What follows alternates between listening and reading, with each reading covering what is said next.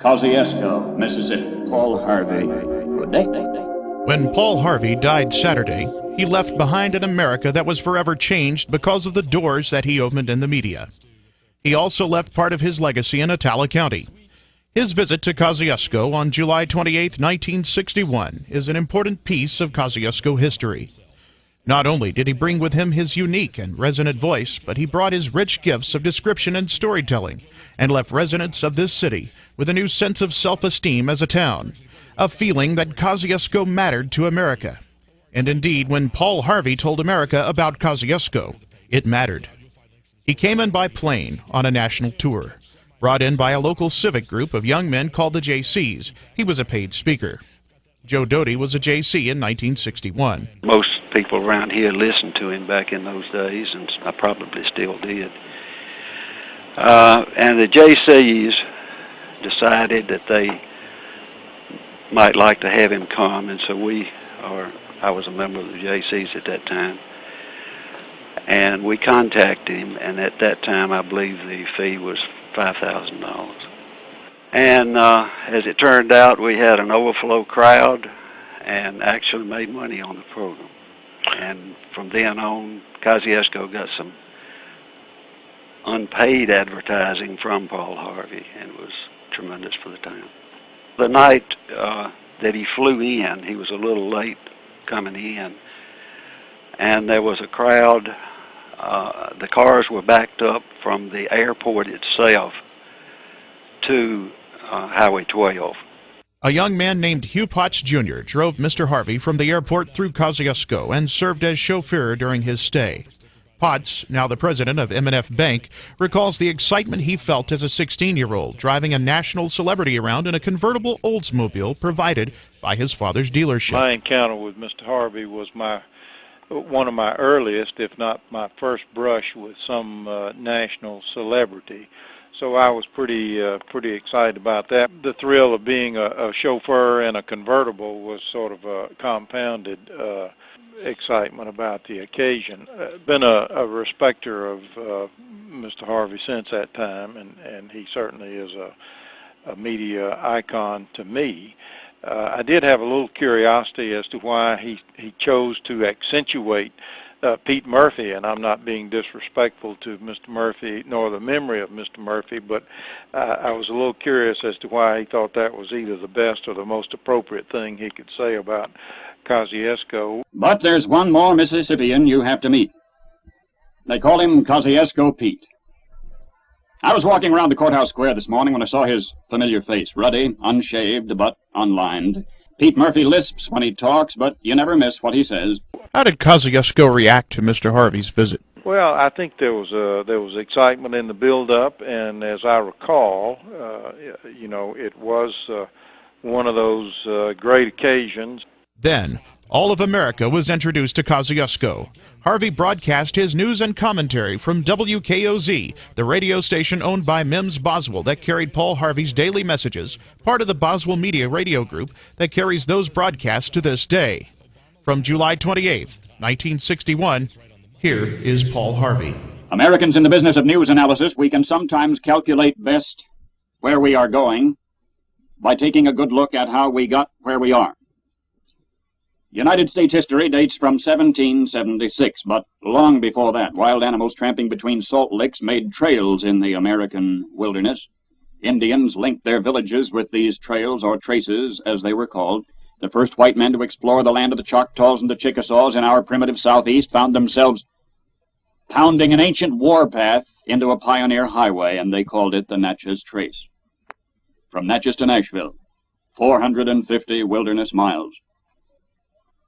Well, sir, there was a watering hole on the Natchez Trace, which the Indians called Red Bud Springs, and if you don't come with me right now, chances are you'd never find it.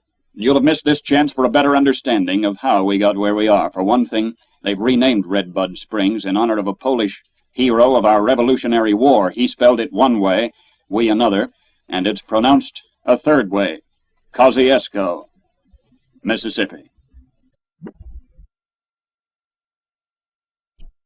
There is no logical reason for Kosciusko, Mississippi to be where it is. It's not on any United States highway or skyway. No passenger train passes this way. It's on no river, has no port. Here in the hills, in the middle of Mississippi, there is to be found no metal, no mineral, no oil, no resource of the sort that makes small towns into big ones, and yet right here, even before the recently accelerated industrialization of the South, right here in Kosciusko, a corporation makes buses that are shipped throughout the United States and 15 foreign countries. Here, mind you, is located a gigantic wholesale florist and a huge processor of condensed milk. Seamless hosiery is manufactured here, and lamps and flour and feed and boat trailers and bricks, and when the rest of us were squirming last year in a recession, Kosciusko had no idea what we were complaining about. The town which, by all the rules of logic, should be a ghost town is instead a busy, buzzing beehive in the hills. Not too busy to go fishing. Not too busy to take time out for one of the most generous, gracious, hospitable welcomes I have ever received from touchdown at the town's new airport last night, where hundreds waited hours in the rain, through breakfast at 4 this morning with the sleepy-eyed but energetic JCs who are my hosts for a speech here tonight. I've never caused more people more trouble and yet felt more welcome. Yet for all the apparently easy pace of life along the Natchez Trace, here in this apparently average county seat built around an apparently average court square, in a community which is obviously not average at all,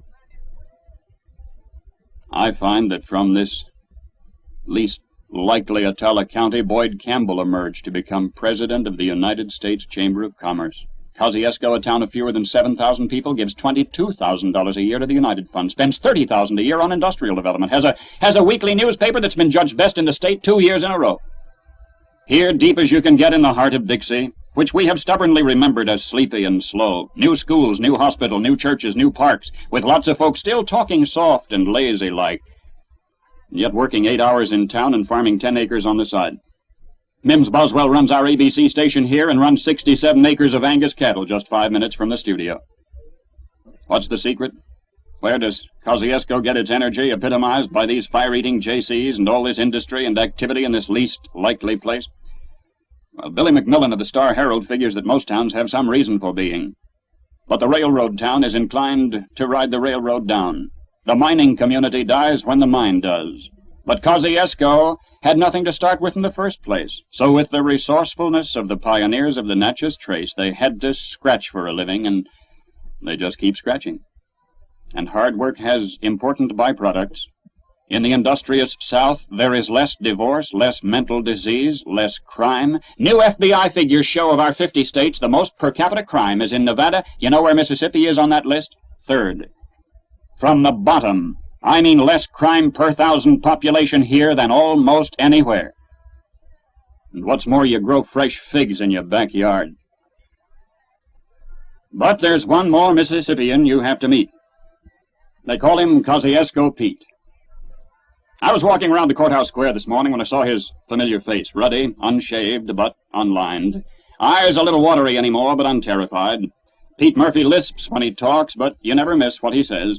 I'd met Kosciusko Pete first in Jackson some years ago. Nothing much goes on around this state but what Pete bums a ride to be there. There used to be one in every town. I think we kind of liked to keep 'em around to flatter the face in our own mirror. And we don't really mind the coins they cost and the cigarettes they ask, but we sometimes make jokes at their expense. Rude boys taunt them unkindly. Where Kosciusko Pete used to ask a nickel for a cup of coffee, his upkeep nicks the passerby for a quarter now. And the cost of living, you know. But they say one recent day a prominent city attorney hereabouts was stopped by Kosciusko Pete under the courthouse clock and asked for the loan of a quarter, and the attorney reached into his pocket, then said, "Sorry, Pete, I don't seem to have any." You know what? Old Pete Murphy's watery eyes turned sad. He reached into his own pocket, and with 2 fingers he ceremoniously handed the barrister a quarter, saying, "I can't stand to see anybody broke." Now, as I say, sometimes we can best guess where we're headed from studying where we've been.